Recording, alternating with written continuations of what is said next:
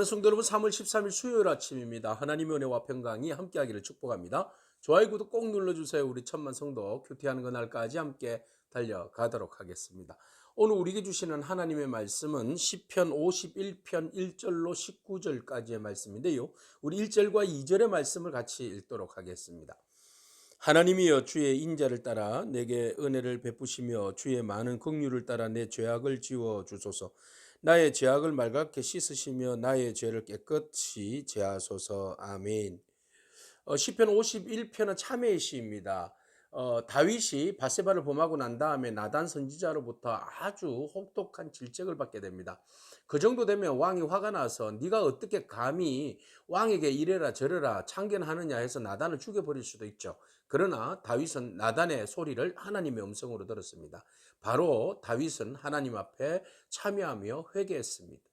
자, 우리가 어떤 일들을 실수를 저지를 수는 있습니다. 그러나 그 실수를 감추는 것이 가장 큰 죄악이고, 그 실수로부터 우리가 하나님 앞에 죄된 것을 인정하는 것이 먼저 중요합니다.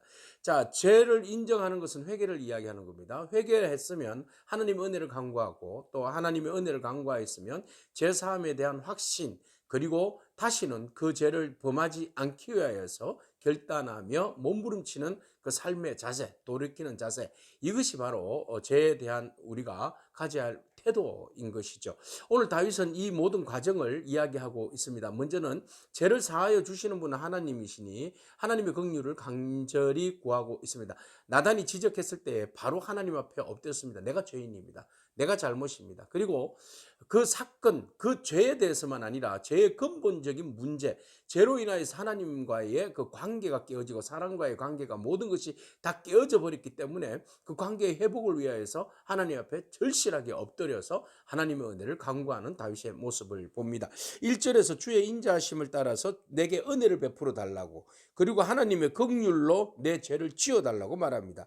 내 죄악을 맑게 씻어 주시고 죄를 깨끗하게 제하시고, 내 죄가를 주님께서 너무 잘 알고 계시는데 나도 알고 있죠. 그래서 내 죄가 항상 내 앞에 있다. 내가 죄인인 것을 나는 누구보다도 잘 알고 있다라고 이야기하고 있습니다.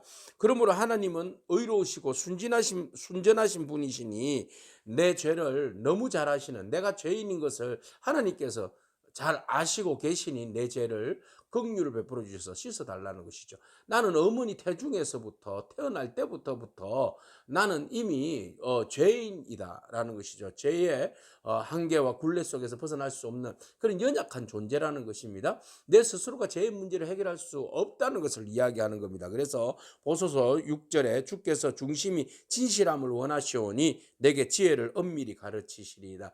진심으로 그 죄에 대해서 건성으로가 아니라 진심으로 중심으로 하나님 앞에 회개하는 심령을 원하시니 내가 그 하나님 앞에 지혜를 구하여서 그 뜻대로 회개하고 나아가고 싶다, 그렇게 이야기합니다. 죄의 문제를 해결을 위해서면 내가 무엇이든지 다 하겠다는 겁니다. 그래서 주님께서 내 죄를 내가 참혹하게 절실하게 내 죄가 얼마나 나쁜 것인지를 잘 알고 있기 때문에 주님, 내가 정말 회개하오니 내 죄를 씻어달라고. 주께서 씻어주지 아니하시면 내가 참을 수가 없다. 예, 정말 이 죄가 얼마나 큰 잘못인지 알고 있기 때문에 주님께 죄를 씻어달라고 말합니다. 우슬초로 나를 정결케 해달라고 그럽니다. 우슬초는 정결의식에 쓰는 풀이잖아요. 그래서 짐승의 피를 뿌린 물에다가 짐승의 피를 섞어다가 그것을 우슬초에다가 발라다가 부정한 사람들에게 이렇게 뿌리는 겁니다. 그러면은 그 부정이 떠나간다라는 이제 정결 의식에 쓰여지는 거죠.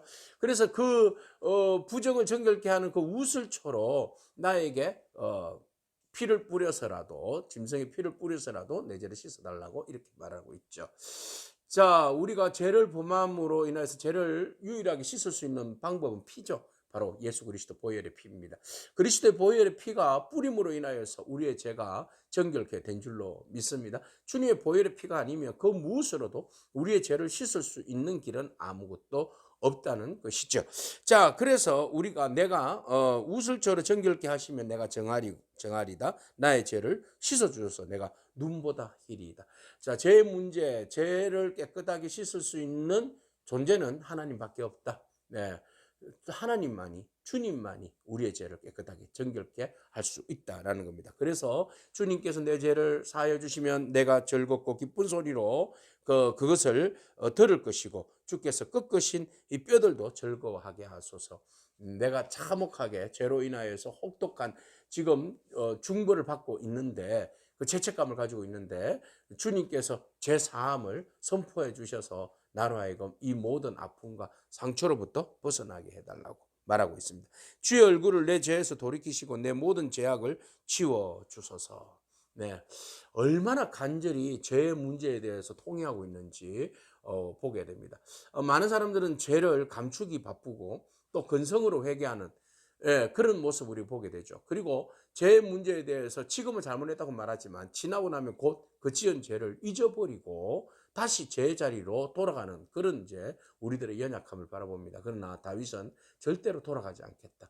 죄에 돌아가지 않겠다. 그래서 주의 성령께서 나에게 임해달라고. 그 다음부터는 10절 이후부터는 내 마음에 다시 하나님께서 세상을 창조하셨듯이 나로 다시 창조해달라고 말합니다. 정한 마음을 창조하시고 내 안에 정직한 영을 새롭게 하소서. 정말로 하나님의 은혜와 능력으로 성령 안에서 내가 거듭나기를 원한다.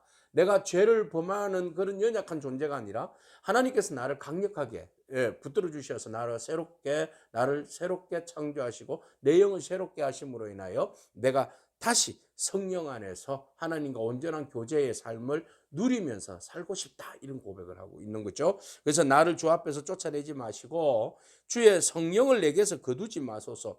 주의 구원의 즐거움을 내게 회복시켜 주시고 자원하는 심령을 주사 나를 붙드소서.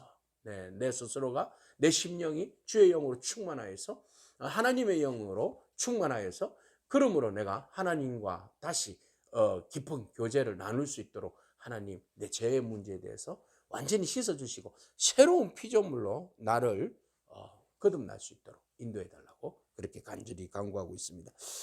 우리에게 필요한 기도의 제목이고 또 우리에게 필요한 마음의 자세가 아닌가 그렇게 봅니다. 그래서 죄를 용서하시는 주체는 하나님이시고 확실하죠. 그러니까 그 하나님 앞에 나가는 길밖에 없죠. 죄를 탕감해 주시는 분은 하나님밖에 없습니다. 긍휼을 베풀어 주시는 분은 하나님밖에 없습니다. 우리가 그 은혜를 구하면서 나아가고 주의 성령으로 나에게 확신을 시켜주셔서 다시는 죄 가운데 서지 아니하도록 성령 충만함, 은혜 충만함, 그러므로 이 그 관계가 회복된다는 것은 바로 하나님과의 온전한 죄의 문제가 완전히 해결되는 문제지 않습니까? 그래서 죄의 문제가 해결되면 하나님과의 거리도 더 좁혀지게 되는 거죠. 죄가 있으면 하나님과 자꾸 멀어지는 것이 우리 사람의 본성이죠. 죄를 지으면 숨게 되어 있습니다. 하나님과 멀리 떨어지게 되어 있습니다. 우리가 더욱더 하나님께로 가까이 나아갈 수 있는 저와 여러분에게 축복합니다. 자, 다윗이 하나님의 긍휼하심을 입어서 죄를 용서함 받고 성령으로 새롭게 창조되었을 때에 그는 13절 이후로부터 회복된 삶을 살겠다라고 서원하고 있습니다. 그래서 회복된 삶은 무엇입니까?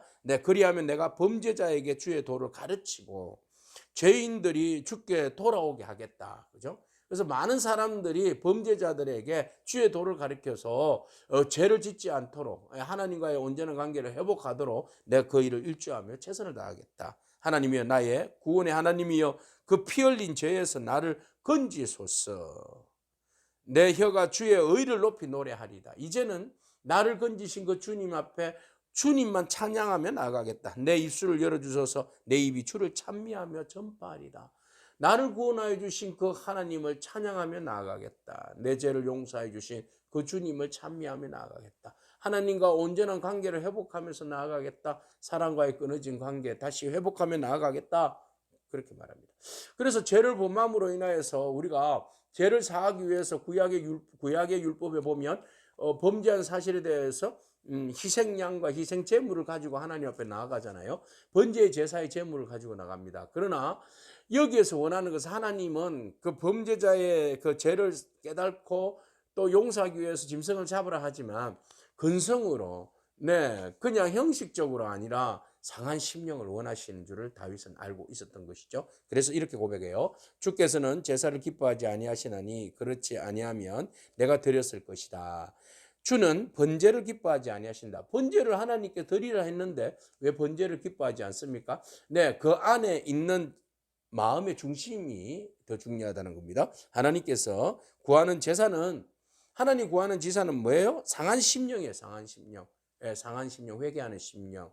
예, 하나님 앞에 통해 자복하는 심령이에요. 그래서 상하고 통해하는 마음 주께서 멸시하지 않는다. 진심으로 하나님 앞에 통해하며 나아가는 마음, 이것을 하나님께서 기뻐하신다. 주의 언택으로 시온에 선을 행하시고 예루살렘 성을 쌓으소서.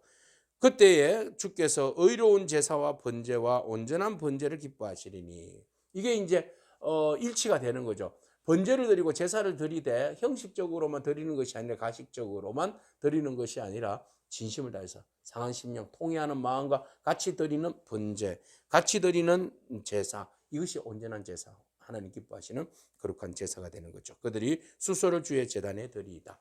이렇게 드린 제물은 하나님 기뻐 받아 주신다는 것입니다. 오늘 우리가 하나님 앞에 예배자로 나아감에 있어서 우리 자신을 돌아보기를 원합니다. 우리 안에 상한 심령, 통회하는 마음들이 있기를 원합니다. 근본적으로 내가 무엇을 잘못했는지 하나님 앞에 회개하며 나아갈 수 있는 그런 가난한 마음, 상한 심령이 있기를 원합니다. 그래서 하나님과 온전한 관계들을 회복하고, 그리고 주의 성령께서 나를 붙들어 주셔서 죄로 하여금 멀리하게 하시고, 죄를 알고 깨달아 회개하게 하시고, 하나님 앞에 긍휼을 구하며 전적으로 하나님의 은혜로 나아갈 수 있는 그런 삶, 그리고 용서함 받은 것에 대한 기쁨, 그리고 이것을 다른 사람들에게 전함으로 다른 사람들도 죄에서 돌이키고 하나님의 은혜 안에서 회복되는 그런 삶을 살아갈 수 있도록 가이드 역할을 하고, 또 전심으로 상한 심령과 통회하는 마음으로 하나님 앞에 온전한 삶의 예배자, 삶의 그 통회하는 마음을 가진, 그런 가난한 마음을 가진 그런 참된 믿음의 사람이기를 축복합니다. 아멘. 기도하겠습니다. 주님 감사합니다. 성령 안에서 우리를 회복시켜 주시려고 제가 무엇인지 알고 깨닫게 하시는 주님, 그리고 우리로 하여금 알고 깨닫게 하셔서 예수 그리스도의 보혈의 피를 의지하여 믿음으로 나가게 하시는 주님, 우리가 수없이 많은 범죄함 속에서 깨닫지도 못하고 또 통회하지도 못하고 가식적으로 형식적으로만 통회하는 우리의 심령을 돌아봅니다. 하나님, 진심으로 상한 심령으로 통회하며 우리의 마음을 찢으며 하나님 앞에 나아가기를 원하오니 주님의 성령께서 우리의 마음을 만져주시옵소서. 그래야해서 하나님과 멀리 떨어져 있는 우리의 삶이 아니라 하나님과 더 가까이 나아가서 주님과 만남 속에서 회복이 있게 하여 주시고, 많은 사람들 앞에서 범죄하는 자가 아니라 칭찬과 명성을 올려드리는 그런 저희들의 거룩한 삶이 되어질 수 있도록 주님 우리의 삶을 축복하여 주시옵소서.